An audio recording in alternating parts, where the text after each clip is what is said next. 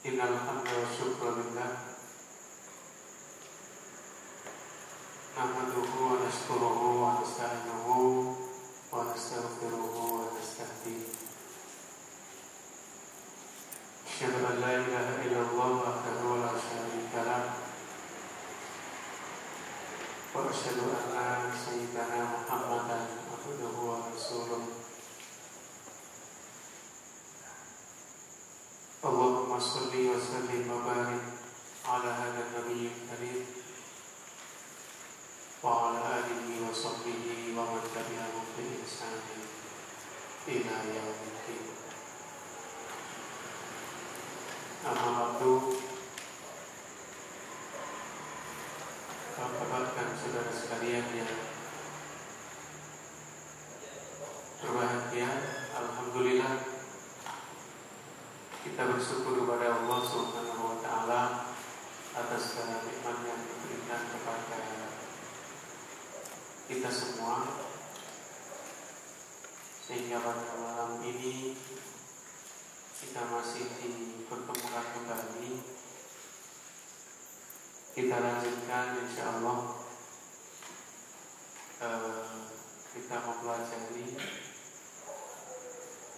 tafsir Al-Quran. Pada kesempatan ini kita ambil surah Al-Fatihah. Alhamdulillah, pertemuan yang lalu kita sudah sampai kepada ayat yang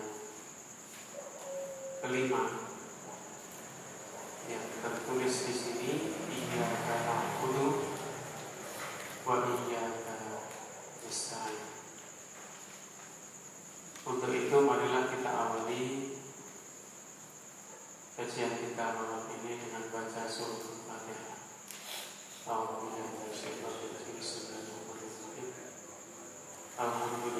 alamin. Iyyaka na'budu wa iyyaka nasta'in. Ihdinas siratal mustaqim. Siratal ladzina an'amta 'alaihim ghairil maghdubi 'alaihim waladdallin. Kita lanjutkan ya, ke ayat berikutnya. Ihdinas siratal mustaqim. Tunjukilah kami ke jalan yang lurus. Sirat dapat dibaca dengan huruf shad atau sin atau za. Itu maknanya sama. Tidak ada perubahan. Dan kalau biasanya ditulis dengan huruf shad, ihdinas siratal mustaqim. Siratal mustaqim, jalan yang lurus, jalan yang jelas, yang tidak berliku-liku. Bisa juga berarti mengikuti tuntunan Allah dan Rasulullah Sallallahu Alaihi Wasallam. Atau bisa juga berarti as-siratal mustaqim adalah kitabullah, sebagaimana riwayat dari Ali radhiyallahu anhu yang mengatakan bahwa Rasulullah Sallallahu Alaihi Wasallam bersabda, as-siratal mustaqim maknanya adalah kitabullah. As-siratal mustaqim adalah kitabullah. Juga bisa berarti Islam sebagai satu-satunya agama yang diridhoi Allah Subhanahu wa taala untuk hambanya. An-Nawas bin Sam'an radhiyallahu anhu mengatakan bahwa Rasulullah Sallallahu Alaihi Wasallam bersabda, "Daraballahu mathalan siratan mustaqiman wa ala jambatai sirata wa ala jambatai sirat surani fihima abwabun mufattaha wa ala al-abwabi suturun burkha wa ala babis sirati da'in yaqul ya ayyuhan nasu udkhulus sirata jami'an wa la ta'wajju wa da'in yad'u min fawqis sirat fa idza arada al-insan an yaftaha shay'an min tilka al-abwab qala wayhaka la taftahu fa innaka in fatahtahu tarijhu." Fasiratu al-Islam wasurani hududullah wal abwabu al-mufattahatu maharimullah wa dhalika da'i ala ra'si sirati kitabullah wa da'i min fawqi sirati wa'idullahi fi qalbi kulli muslim. Ini masih tentang makna as-sirat. Allah membuat satu perumpamaan, yaitu sebuah jembatan yang lurus. Pada kedua sisinya terdapat dua pagar tembok yang memiliki pintu-pintu yang terbuka. Tetapi pada pintu-pintu itu ada tirai yang menutupinya. Sementara pada pintu masuk ke jembatan itu ada seorang penyeru yang berkata, "Hei manusia, masuklah kalian semua ke jembatan ini, dan janganlah kalian menyimpang darinya." Dan di atas jembatan juga ada seorang penyeru yang apabila ada seseorang tidak membuka salah satu pintu, maka penyeru itu berkata, "Celakalah kamu, jangan kamu buka pintu itu. Karena sesungguhnya jika kamu buka, niscaya kamu masuk ke dalamnya." Jembatan itu adalah agama Islam. Kedua pagar tembok adalah batasan-batasan atau hukum-hukum Allah. Pintu-pintu yang terbuka itu adalah hal-hal yang diharamkan oleh Allah. Sedangkan penyeru yang berada di depan pintu jembatan adalah kitabullah. Dan penyeru yang ada di atas jembatan adalah nasihat Allah yang berada dalam kalbu setiap muslim. Jadi maknanya as-sirat al-mustaqim itu ya jalan yang lurus. Matalan sirat al-mustaqim itu ya jembatan yang kuat itu tadi. Kemudian di sampingnya ada pintu, ada tirainya dan seterusnya. Nah, yang dimaksud jalan yang lurus itu yang lewat jembatannya, bukan yang belok ke pintu-pintunya. Jadi maknanya al-mustaqim itu adalah yang sesuai dengan kitab Allah, yang sesuai dengan agama Islam. Dan kita setiap saat ini berdoa, "Ihdina, tunjukilah kami ya Allah, berilah hidayah kami ya Allah." Hidayah apa yang dimaksud? Oh, dari surah hidayah. Maksud jalur hidayah terus hidayah sindina gitu ya. Wafilah rahmatullah, kita ini setiap saat menghadapi satu persoalan, menghadapi satu pilihan. Memang hidup itu ya menghadapi pilihan-pilihan. Maka setiap saat kita memerlukan petunjuk. Pilihan mana yang paling benar yang selalu kita hadapi. Setiap saat kita memutuskan sesuatu. Setiap saat kita mengarahkan banyak orang. Maka kita memerlukan hidayah, petunjuk dari Allah itu setiap saat juga. sehingga langkah-langkah kita, sehingga pilihan-pilihan kita, sehingga keputusan-keputusan kita itu tidak lepas dari petunjuk Allah Subhanahu wa Ta'ala. Jadi hidayah itu terus-menerus dalam hidup ini kita lakukan supaya kita tidak menempuh jalan yang tidak benar, supaya kita tidak menempuh jalan yang keliru. Karena prakteknya kan dalam hidup ini setiap kita akan menentukan sesuatu di sana banyak jalan. Apa pengen jalan sing terang benerang, apa sing rada remeng-remeng, apa sing petang dedet, apa sing mulak ora teko-teko. Itu kan ada semua. Nah, ayat ini ya mengandung doa yang intinya supaya seluruh langkah kita, seluruh keputusan kita, seluruh pemikiran kita, seluruh hidup kita ini terarahkan oleh dalam kita setiap saat menentukan sesuatu, kita setiap saat memilih sesuatu. Oh, aja ngono, ngene kuwi. Oh, aja ngene, kuwi sing bener ngono. Nah, untuk itu kita perlu dan kita membutuhkan sekali ya petunjuk dari Allah agar apa? Agar yang kita lakukan itu benar-benar sesuai dengan agamanya. Agar yang kita lakukan itu benar-benar sesuai dengan tuntunannya.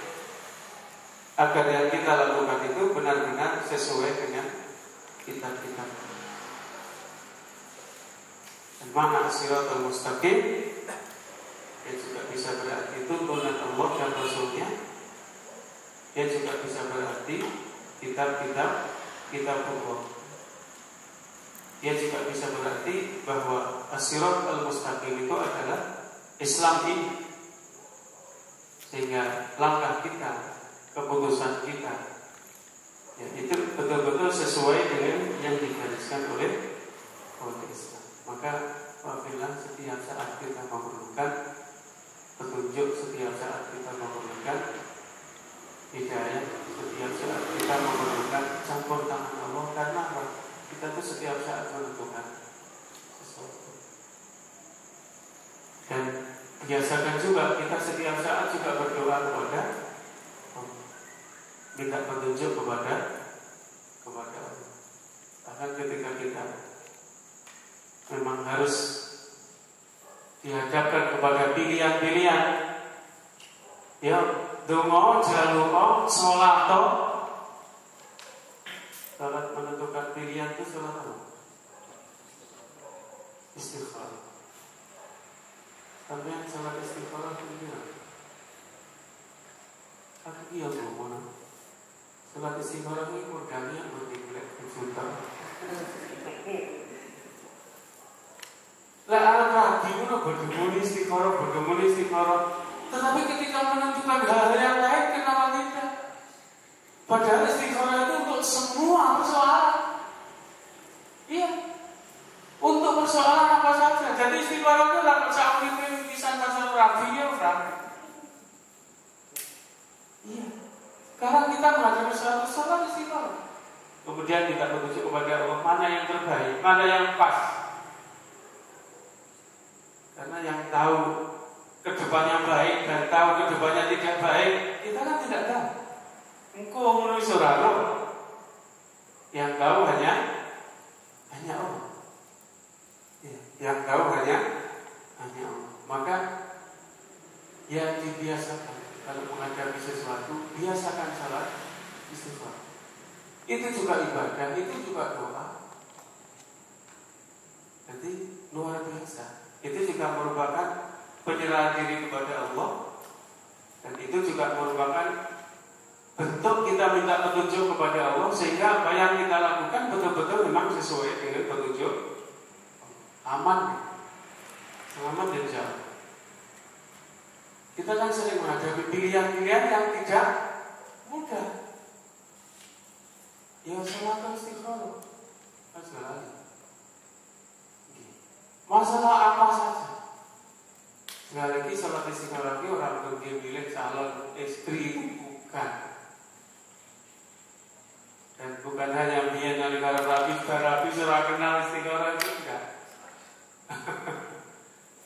Jadi ya, setiap saat, setiap kita menentukan pilihan, supaya apa yang kita pilih itu betul-betul as-sirat al-mustaqim, dalam arti jalan yang kita tempuh, jalan yang lurus, jalan yang kita tempuh sesuai dengan tuntunan Allah, sesuai dengan tuntunan Rasulullah, sesuai dengan agama Islam. Itu maksudnya. Tujuan ayat ini ialah minta taufik, minta hidayah agar tetap mengikuti apa yang diridhoi oleh Allah. Sehingga semua keputusan kita, semua pilihan kita itu akhirnya nanti kita jatuhkan kepada pilihan-pilihan yang itu diridhoi oleh Allah. Itu yang penting. Sebab barang siapa yang mendapatkan taufik dan hidayah untuk mengikuti apa yang diridhoi Allah, maka ia termasuk golongan yang mendapat nikmat dari Allah, yaitu dari kalangan para nabi, siddiqin, syuhada, dan sholih. Dan barang siapa mendapatkan taufik dan hidayah seperti itu, maka ia benar-benar seorang muslim yang berpegang pada kitab Allah dan sunnah Rasul, menjalankan semua perintah dan meninggalkan larangan. Jika ditanya mengapa seorang mukmin harus minta hidayah, padahal dengan sholat yang dilakukannya berarti ia telah mendapatkan hidayah, jawabannya seseorang membutuhkan hidayah itu pada setiap saat. Bisa memiliki ya. Seseorang membutuhkan hidayah itu pada setiap saat dan dalam segala keadaan, agar tetap terbimbing oleh hidayah Allah. Karena itulah Allah menunjukkan jalan supaya meminta hidayah dan meminta bimbingan. Orang yang bahagia hanyalah orang yang selalu mendapatkan taufik dan hidayah dari Allah. Sebagaimana firman Allah, ya ayyuhalladzina amanu aminu billahi wa rasulihi. Wahai orang-orang yang beriman, tetaplah beriman kepada Allah dan Rasul. An-Nisa 136. Dalam ayat ini orang mukmin disuruh beriman, yang maksudnya supaya tetap imannya dan melakukan semua perintah serta menjauhi larangannya. Jangan berhenti di tengah jalan, istiqomah sampai mati. Wong ya ayyuhalladzina amanu, hai orang-orang yang beriman, kok masih aminu imano menjenenge wong wis mukmin. Artinya terus menerus. Loh, kita sudah sebagai seorang mukmin itu kan sudah dapat hidayah. Kenapa masih minta lagi? Kita itu memerlukan setiap saat, setiap segala kondisi. Nah, apalagi yang kita urusannya banyak, besar-besar lagi. Ini lebih lagi. Lebih lagi. Harus lebih banyak minta kepada Allah, sehingga lebih banyak dapat bimbingan dari Allah. Apa yang dia putuskan itu benar. Nah, apalagi keputusan itu menyangkut orang banyak, ini lebih lagi. Ini semakin disabarkan ujungnya, minta petunjuknya ini semakin banyak. Ya, semakin banyak. Setiap mau memutuskan sesuatu, ihdinas siratal mustaqim, itu harus meminta petunjuk kepada Allah, meminta bimbingan kepada Allah. Dungane kudu saya oke, jaluke kudu saya oke, agar setiap saat dia terbimbing, agar semua perilakunya terbimbing, agar semua keputusannya terbimbing, agar semua pilihan-pilihan yang Dia berikan itu terbimbing sehingga mendapat ridho dari Allah Subhanahu wa Ta'ala. Nah, berikutnya, ayat berikutnya ini juga merupakan terusnya dan penjelasannya. Siratal mustaqim itu yang bagaimana? Ihdinas siratal mustaqim tadi sudah dijelaskan bahwa siratal mustaqim itu bisa jadi bermakna petunjuk Allah dan Rasulnya, bimbingan Allah dan Rasulnya. Bisa jadi maknanya adalah kitabullah atau Al-Quran. Bisa jadi maknanya adalah agama Islam ini sendiri. Itu merupakan as-siratal mustaqim. Nah, di ayat berikutnya dijelaskan siratal ladzina an'amta 'alaihim. Jalan yang lurus itu adalah jalan yang bagaimana? Siratal ladzina an'amta 'alaihim, yaitu jalannya orang-orang yang Engkau beri petunjuk, yang Engkau beri nikmat, yang Engkau anugerahi nikmat kepada mereka. An'amta 'alaihim, jalan yang lurus, jalan yang benar, jalan yang terbimbing, jalan yang diridhoi oleh Allah adalah jalannya orang-orang yang diberi nikmat oleh Allah. Ghairil maghdubi 'alaihim waladdallin. Ghairil maghdubi 'alaihim, bukan jalan orang-orang yang Engkau murkai. Waladdallin, dan bukan jalannya orang-orang yang sesat. Pertanyaannya,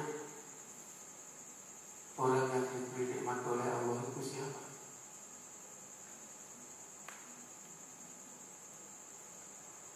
Alladzina an'amta 'alaihim, itu siapa?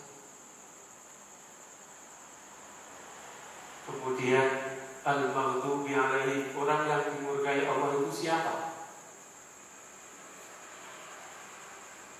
Al-dhalin, orang yang sesat itu siapa?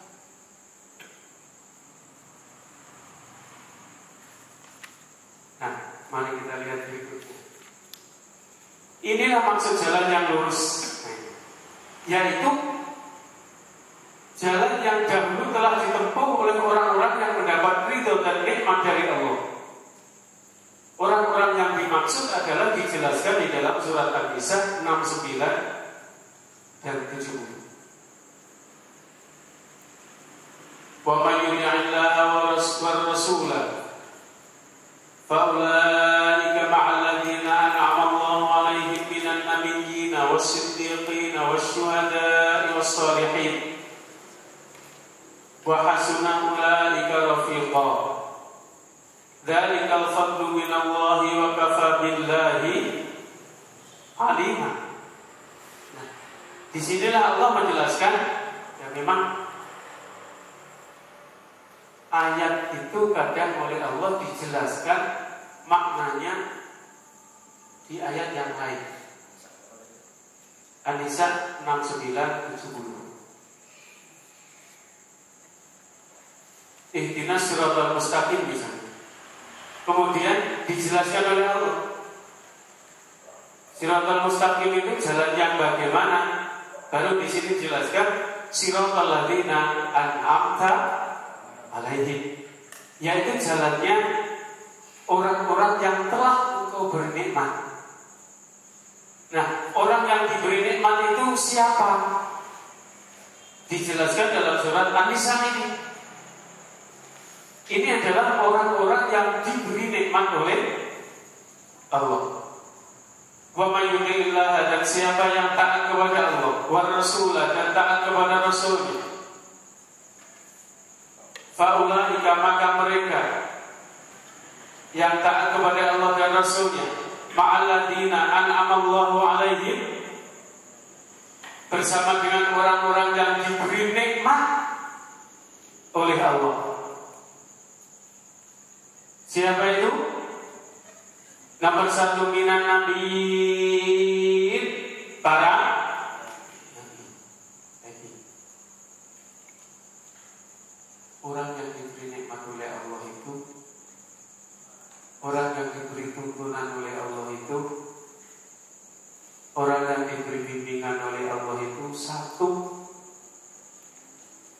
nabi, yaitu para nabi. Yang kedua wasiddiqin, dan orang-orang yang jujur, orang-orang yang benar. Itu orang yang diberikan nikmat oleh Allah. Wasyuhada, dan orang-orang yang syahid, yang meninggal karena membela agama Allah. Itu yang ketiga. Dan yang keempat wassolihin, dan orang-orang yang saleh. Wa hasuna ulaika rafiqa, dan mereka itulah teman yang paling baik. Teman yang paling baik. Siji minan nabiyyin, nomor 2 wasiddiqin, nomor 3 wasyuhada, para pejuang, nomor 4 wassolihin, dan orang-orang yang saleh.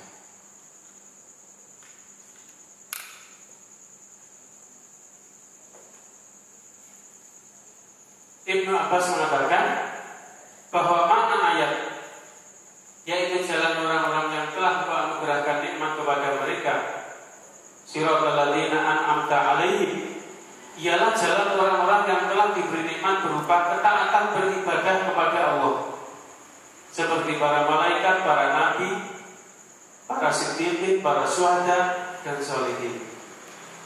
Sama. Nah, ini penjelasan dari Ibnu Abbas. Jadi jalan yang dilalui oleh 4 orang inilah jalan yang lurus, jalan yang benar. Awake dhewe iki lek melok para nabi, kuwi jelas bener. Iya. Ya kuwi sing kudu dieloni.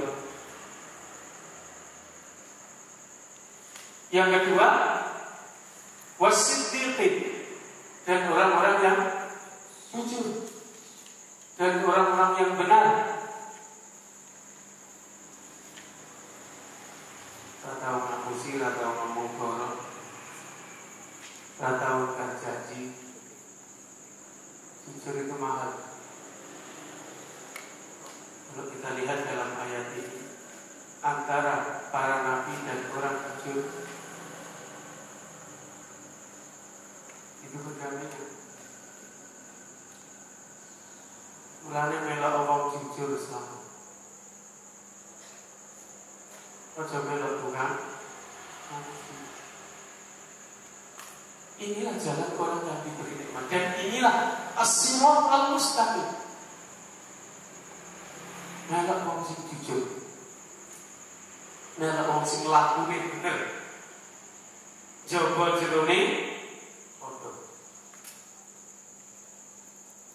niatnya benar, perilakunya benar, kelakuannya benar, omongannya benar.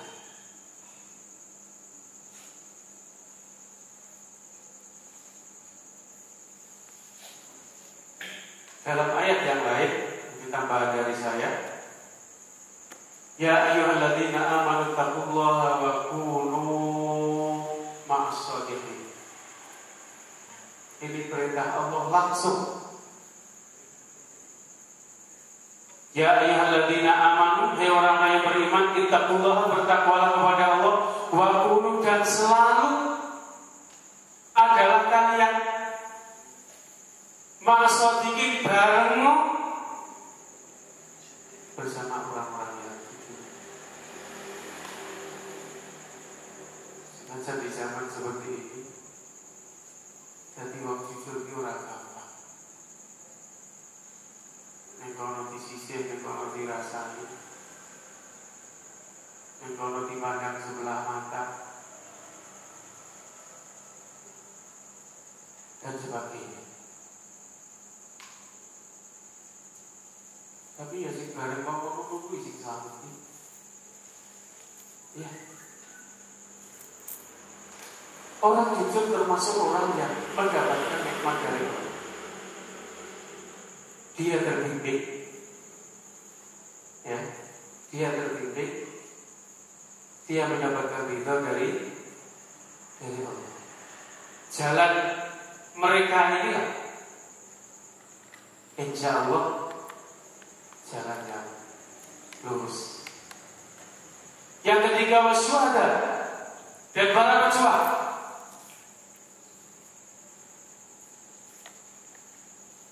Ya memang hidup sebagai pejuang itu kalau tidak dinikmati rasanya ya kayak gak enak. Dong mikirnya apa ini ya, angel. Ya berjuang itu kan mikir wong liya. Dia mikirnya umat, mikirnya masyarakat. Para pejuang kan seperti itu. Bahkan sudah gak hitung lagi mau kehilangan harta, mau kehilangan apapun, sampai kehilangan nyawa sekalipun. Itulah para pejuang. Itulah para pejuang. Makanya alhamdulillah ya, murid yang bisa makanya ya, itu sih. Kalau saya dipakai untuk berjuang, semampu kita. Begitu banyak lapangan perjuangan itu menunggu kita.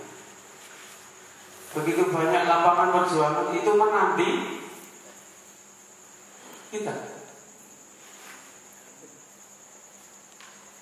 Banyak sekali. Jangan waktu kita hanya sia-sia, tenaga kita hanya sia-sia, bahkan kehidupan kita hanya sia-sia. Jangan ada waktu sekecil apapun tidak kita gunakan untuk berjuang. Lakukan banyak aktivitas,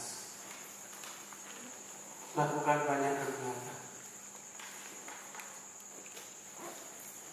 lakukan banyak berjuang. Isopola isomu perjuangan itu membutuhkan apa saja. Misalnya tenaga kasar itu pun butuh. Itu pun diperlukan. Tidak ada yang tidak diperlukan. Dan inilah jalan orang yang diberi nikmat. Inilah jalan orang yang dibimbing oleh Allah. Ya senajan oke wong urip sing butuh-butuh ya awake dhewe itu tidak berjuang malah kaya kurang kaya. Ulak kaya. Tapi inilah siratal ladzina an'amta alaihim. Orang ketiga yang mendapatkan nikmat dari Allah itu adalah para aktivis. Orang yang tidak mau berdiam diri. Memang hidupnya untuk berjuang meninggikan kalimat Allah.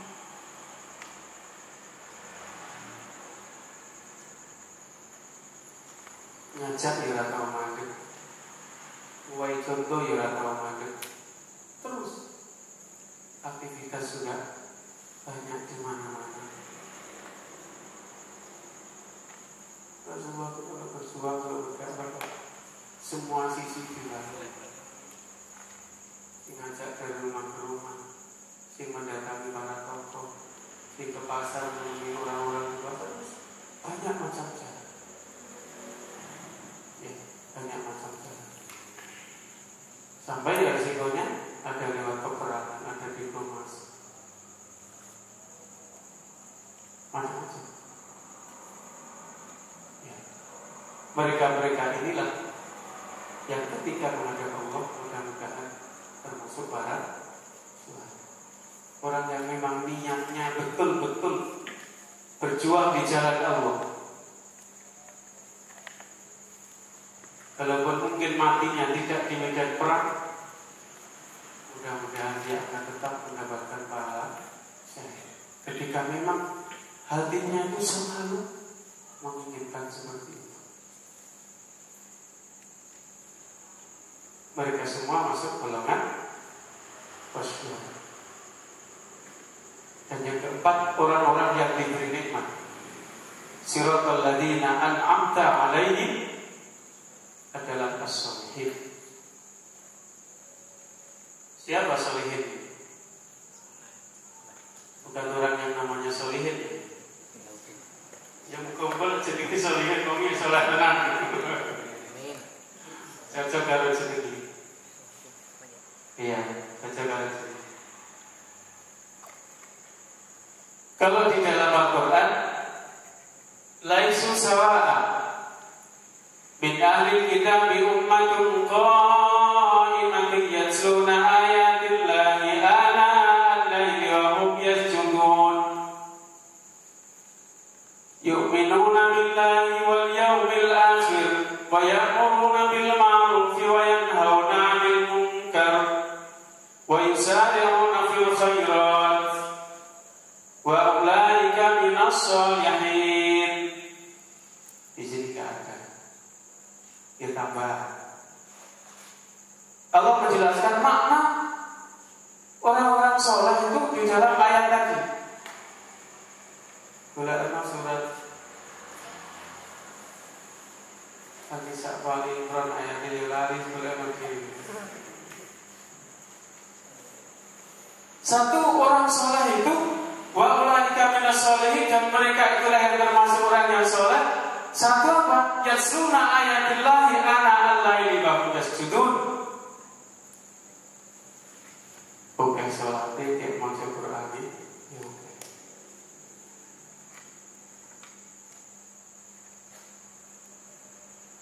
Nomor 2, yu'minuna billahi wal yawmil akhir. Imannya, percayanya kepada Allah dan hari akhir itu betul-betul, sehingga apa-apa dikembalikan kepada Allah. Apa-apa dikembalikan kepada Allah. Artinya apa-apa sudah benar eling di akhir ini mesti, sehingga punya rasa takut. Melakukan maksiat itu punya rasa takut. Sebab jenenge wong urip sing maksiat gek temlelan ngono ya. Iya. Terus maksiat temlelan sok nantang bareng.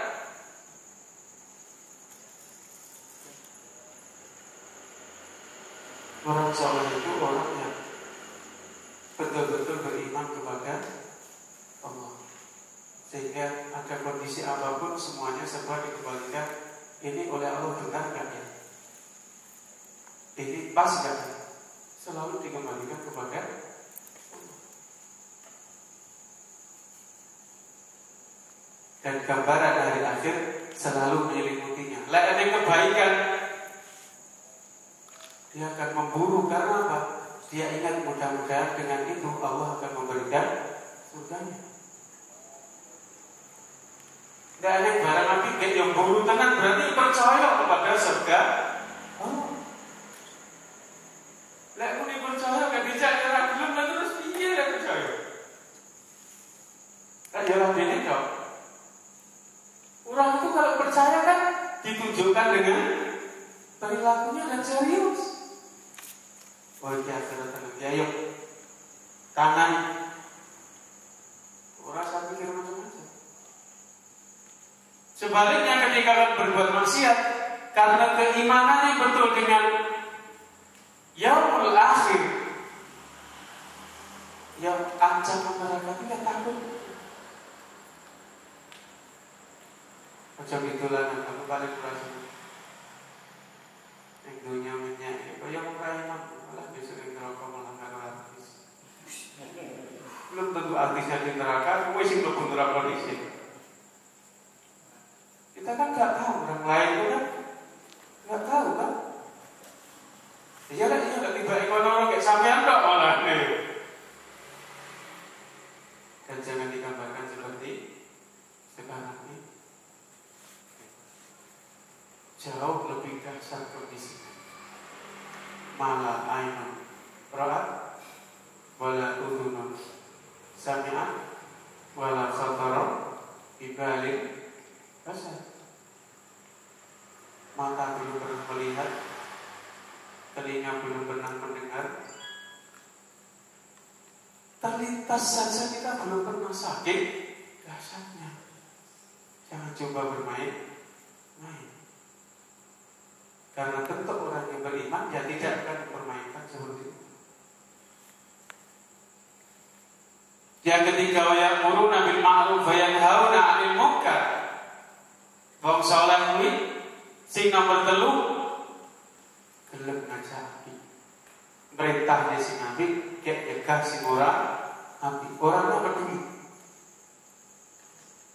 Ora cuek bebek apik kono. Bodoh masyarakat kabeh yang kono urusan dhewe. Itu kan biasanya. Saat ini suruh dhewe ben kono urusan kono ini urusan ini. Kalau orang itu orang soleh, dia berpikir ada yang dikonco, ada yang ditunggu, ada yang ditonggo, lek iso kabeh ben padha selamat. Itu bentuk cinta kita ya malam Rabu yang lalu. Itu bentuk cinta kita kepada mereka. Kita ajak ya ben padha selamat.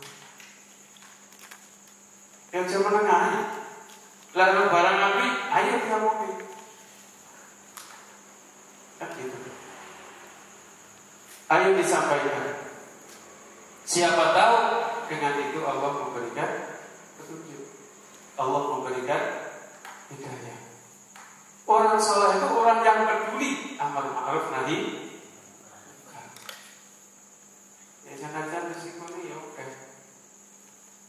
Sing diomongi saleh, sing diomongi kaya api dhewe, sing diomongi macam-macam. Kan risiko itu selalu ada. Jadi kalau ini terus makin lah orang jadi saleh tidak lagi menjadi orang-orang yang terpimpin. Dan orang soleh yang keempat adalah wa yusari'una fil khairat. Cepat-cepat, gagi-gagi ketika ada peluang kebaikan. Wong soleh. Orang belum ketinggalan kira setiap ada kegiatan baik selalu ikut, selalu datang, selalu mensupport. Dalam bentuk yang dia mampu. Apapun yang dia mau, dia melakukan. Yusari'una fil khairat. Cepat-cepat. Orang malas. Orang mandi-mandi ya. Lawan cepat-cepat gitu. Enggak. Siapa ngerti-ngerti barang api ini saya ditunda, saya jadi, saya radati. Saya radasi, sampai terpinfak kok pikir utangku semono, anakku calon dia. Kalau nasi dorang, infaknya dari infak ngono ya dadi. Jadi prinsipnya kalau kebaikan itu al-isra, cepet-cepet. Ngaji ini datang Buddha, acara di sini aku ini mulai rajin jawab. Apapun prinsipnya kebaikan itu cepat.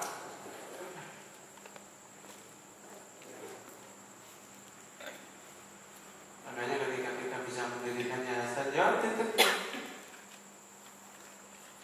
Dan saya bisa kenapa harus besok-besok? Nah, inilah orang soleh itu. Siji, tilawah dan sholatnya banyak. 2, imannya kuat. 3, amar ma'ruf nahi munkar. 4, cepat-cepat ketika ada peluang kebaikan. Kuwi jenenge wong soleh. Wong sing ngene iki termasuk orang yang mendapat nikmat dari Allah. Orang yang terbimbing jalan. Wassolihin termasuk orang yang keempat yang mendapatkan nikmat dari Allah. Inilah makna alladzina an'amta alaihim. Jalan yang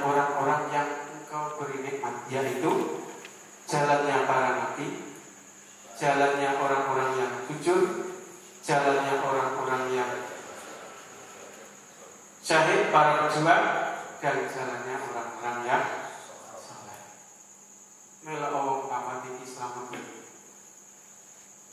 dunia, inilah orang-orang yang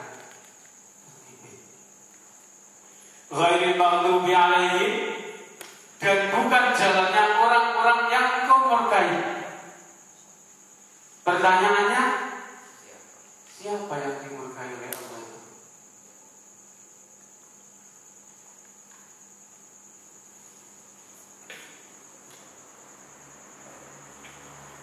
Bukan jalan mereka yang dimurkai, yaitu mereka yang telah mengetahui kebenaran tetapi tidak mau melaksanakan.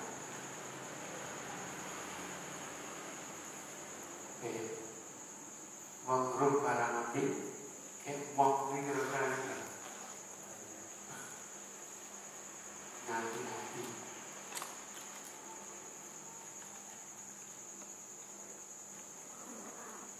Yaitu mereka yang telah mengetahui kebenaran tetapi tidak melaksanakannya, seperti orang-orang Yahudi. Mereka telah mengetahui kitab Allah tetapi tidak melaksanakannya.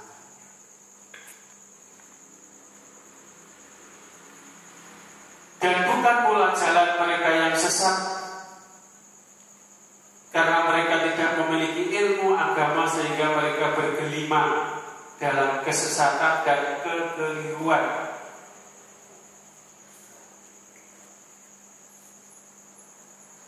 Adi bin Hatim radhiyallahu anhu bertanya kepada Nabi sallallahu alaihi wasallam, siapakah yang dimurkai Allah itu? Jawab Nabi SAW, mereka adalah orang-orang Yahudi. Adi bin Hatim bertanya lagi, dan siapakah orang yang sesat itu? Jawab Nabi SAW, mereka adalah orang-orang Nasrani. Tentang orang-orang Yahudi disebutkan dalam ayat Al-Ma'idah ayat 60. Man la'anahullahu wa ghadiba alaihi. Orang-orang yang dikutuk dan dimurkai oleh Allah, sehingga di antara mereka ada yang menjadi kera dan babi. Sedang tentang orang Nasrani disebutkan dalam Al-Ma'idah 77. Qad dhallu min qablu wa adallu katsira wa dhallu 'an sawa'is sabil. Mereka yang telah sesat sebelum kedatangan Nabi Muhammad SAW, dan mereka telah menyesatkan kebanyakan manusia.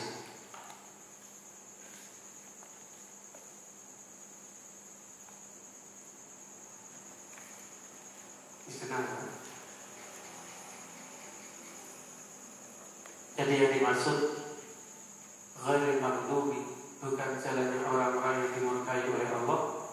Yang dimurkai itu adalah orang-orang Yahudi, karena mereka itu mengetahui kebenaran apa yang dibawa oleh Rasulullah SAW tetapi tidak mau menerima.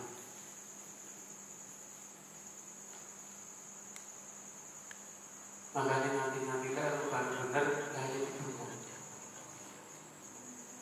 Masyarakat orang baca bertentunya barang-barang dibuat. Yang begini termasuk orang yang dimurkai oleh Allah. Dicontohkan adalah orang-orang Yahudi. Orang Yahudi itu tahu. Dalam kitab mereka sudah disebutkan bahkan ciri-ciri Rasulullah secara detail. Maka ketika Rasulullah SAW masih kecil, dibawa pamannya Abu Thalib untuk berdagang, diajak berdagang. Ketemu dengan salah seorang pendeta mereka dari Yahudi. Setelah melihat anaknya, dilihat terus, dicari bapaknya mana, sama siapa. Ketemulah dengan siapa? Siapa mau sini?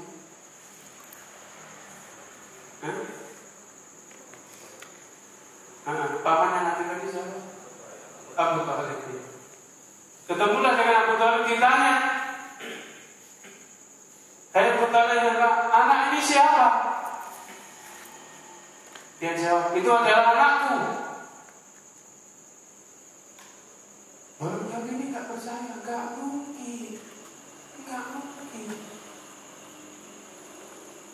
Bapaknya anak ini pasti sudah meninggal. Pasti bapaknya anak ini sudah meninggal. Karena dia tahu ciri-ciri kerasulan yang ada pada diri Nabi Muhammad SAW. Tahu persis, lagi kan Rasul terakhir, calon ini, bocah ini, bukan lain lagi, ya iki. Tahu persis seluruh tanda. Mereka tahu.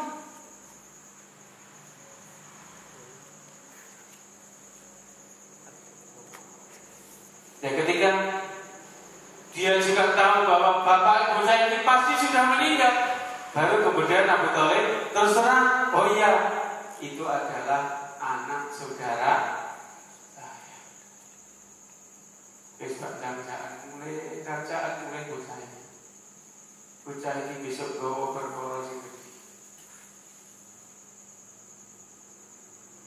akan membawa urusan yang besar, akan membawa perkara yang besar. Dikulat kewenangan wong Yahudi, mesti dikulo sono darjaan mulai. Mereka sudah tahu. Mereka sudah tahu. Akan kebenaran itu tahu. Tetapi saya tidak banyak yang bahkan kalau kita baca dalam sejarah, orang-orang Yahudi berada di Madinah sebelum kelahiran Nabi itu kan juga berharap kalau nabi-nabi dahulu itu juga para keturunan mereka dari bangsa Yahudi kan, harapannya nanti nabi terakhir ini juga dari keturunan mereka. Kenapa mereka pindah ke Madinah, pindah ke Arab? Karena dia tahu nantinya itu lahir dari Arab. Makanya disebut ke Madinah. Harapannya nanti yang lahir itu juga anak cucu mereka. Dan begitu, bukan. Ya tak gitu.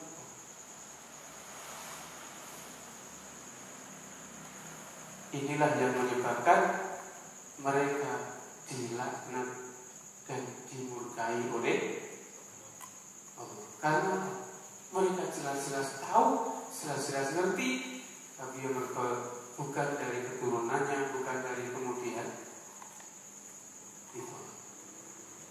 Kemudian tidak diterima. Nah inilah ghairil maghdubi alaihim wala dhalin, dan bukan jalannya orang-orang yang sesat. Sesat itu apa?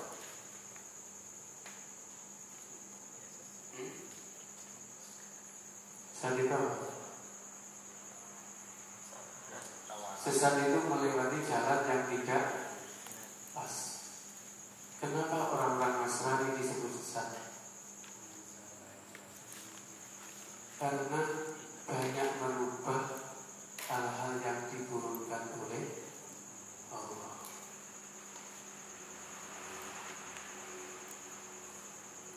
Al-Quran itu kan diturunkan salah satunya untuk menjadi parameter benarnya kitab-kitab sebelumnya. Al-Quran mengakui dan mewajibkan kita beriman adanya kitab Injil, adanya kitab Taurat, adanya kitab Zabur.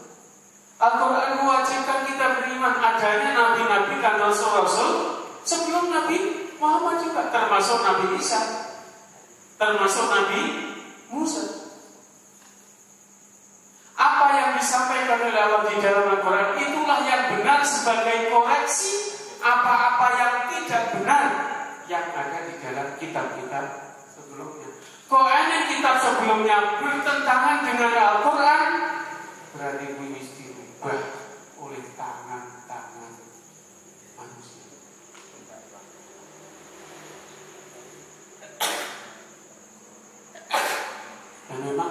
kita dahulu tidak dijaga oleh Allah langsung. Kenapa? Karena masih akan ada kitab lagi sesudahnya. Kalau Al-Quran karena terakhir di surah yang ini dijaga oleh Allah betul. Keasliannya semua. Sampai masa Allah itu kalau menjaga Al-Quran sampai kadang-kadang gak masuk akal ya. Bocah orang ngerti bahasa Arab, maknanya orang roh, isi umur 7 tahun lalu isa 40 juz banyak no.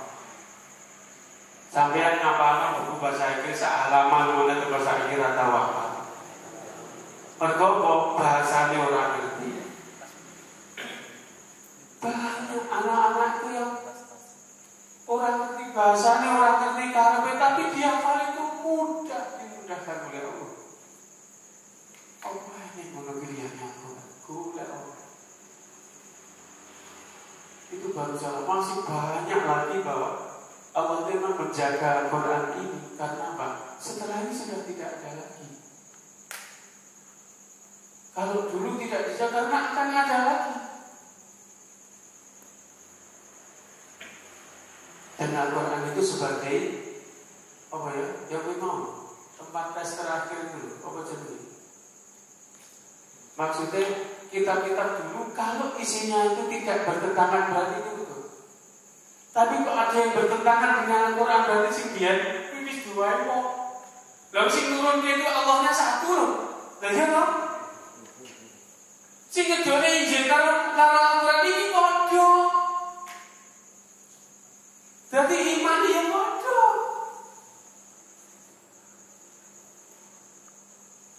Sama. Sing ngutus Nabi Isa dan yang mengutus Rasul itu sama. Makanya ketika peristiwa seperti itu, mereka ketemu kan? Mereka ketemu. Ini jadi kok nih, biar mati so ketemu biar. Ya sih namanya sampai bingung kan? Kalau yang menemukan Allah, mau yang mati dengan yang hidup, mau yang hidup dengan yang hidup, mau yang mati dengan yang mati, apa sulit? Iya. Maka mereka bertemu. Kenapa bisa bertemu? Ajarannya sama, akidahnya sama, Tuhannya sama, masalahnya. Apa ya mungkin pengiran siji ngomong iki, Gusti Allah iki siji, ngomong iki ora, juga telu, ngomong iki 5 dul, ora ini. Secara akidah semuanya sama karena satu yang mengutus, satu yang menurunkan kita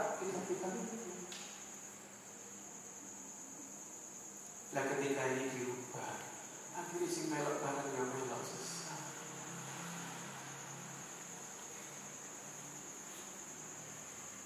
Makanya kan terus Injil kita sini macam-macam. Dan perbedaannya mendasar. Kita pasti ini ya bisa ya, pembahasannya ya nanti Indonya bisa ya. Lain dengan Al-Quran. Al-Quran ini bahasa Arab juga terus dijaga oleh Allah karena dia bahasa Arab. Ibadahnya dengan bahasa Al-Quran. Sehingga kalau Nabi dihidupkan kemudian tidak tahu ngerti. Ya sih belum belajar bahasa Arab masih ngerti. Tapi kalau Nabi Musa dihidupkan dengan bahasanya itu sudah tidak ada. Inilah makna balap. Makanya. Kemudian dan bagi yang membaca surat Al-Fatihah pada bagian akhirnya disunahkan untuk baca amin yang berarti ya Allah kabulkanlah. Abu Hurairah radhiyallahu anhu mengatakan bahwa Nabi SAW bersabda, jika imam baca amin maka sambutlah bacaan atau bacalah amin, karena sesungguhnya barang siapa yang bacaan aminnya bersamaan dengan bacaan imam dengan bacaan amin para malaikat, maka dia mendapatkan ampunan atas dosa-dosanya yang telah lalu. Abu Musa meriwayatkan bahwa Rasulullah SAW bersabda, jika imam baca waladhdallin maka bacalah amin. Niscaya Allah memperkenankan doa.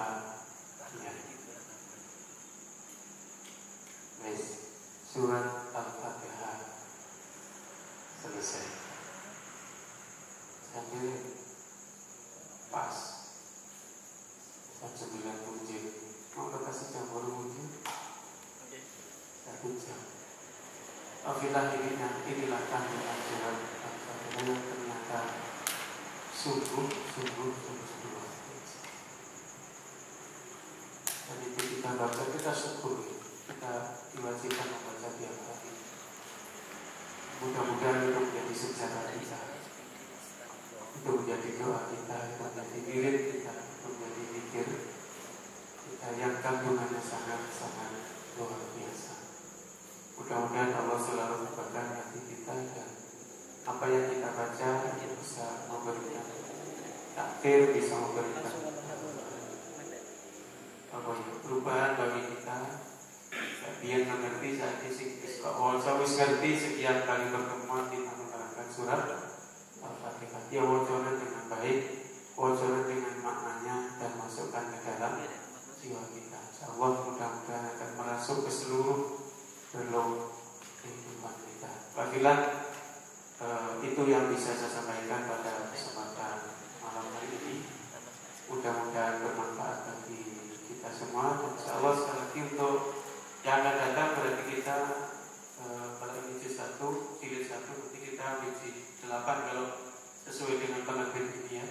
Karena surat juz 30 ada di sana. Kita memang mengambil surat-surat pendek dulu ya. Biasanya tidak masuk Quran ya bumi. Sholat ya bumi. Dan nanti yang sering kita baca itu mudah-mudahan yang kita paham tentang itu mudah-mudahan akan membantu tadabbur kita insyaallah. Oke, kita akhiri dengan doa kafaratul majelis. Subhanallah wa bihamdika asyhadu an la ilaha illa anta astaghfiruka wa atubu ilaik. Assalamualaikum